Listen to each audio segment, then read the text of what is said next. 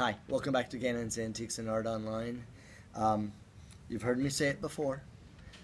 I've got something that I'm very proud to show you today. It's highly unusual, very, very rare, and it's something I want to put into perspective. This is a military treatise that was printed in 1540.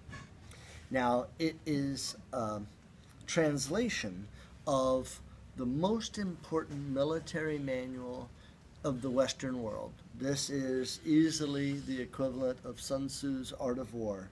A person by the name of Flavius Vegetius Renatus, we're calling him Vegetio, wrote a manual in 4th century, late Roman Empire, a military manual. While it wasn't used heavily at that time, it was the most important manual in the Middle Ages and all the way up to, well, let's say George Washington had one. And this is the book that aphorisms like, if you want peace, prepare for war. That's found in this book. This was a translation by a fellow by the name of byeTizzone Gaetano. And to put it in perspective, when this was printed, Leonardo da Vinci was only dead 20 years. Michelangelo had just finished painting the Sistine Chapel ceiling. Northern Italy was awash with war. Francis I of France, Henry VIII was there. They were allied against Charles V, Holy Roman Empire. They hadn't, modern Italy was nowhere near formed yet. This piece was absolutely groundbreaking, and if you were anybody, you had to have this book.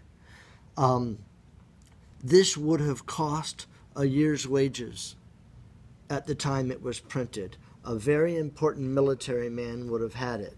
Now, by 1774, it was just an antique book. Now, I told you that George Washington had one. This particular copy was owned by Gregorio Ciali Pelliati. He was a regent at the University of Bologna in 1774 when he had the temerity to write in this priceless artifact. And unfortunately, by 1931, it was just an old book.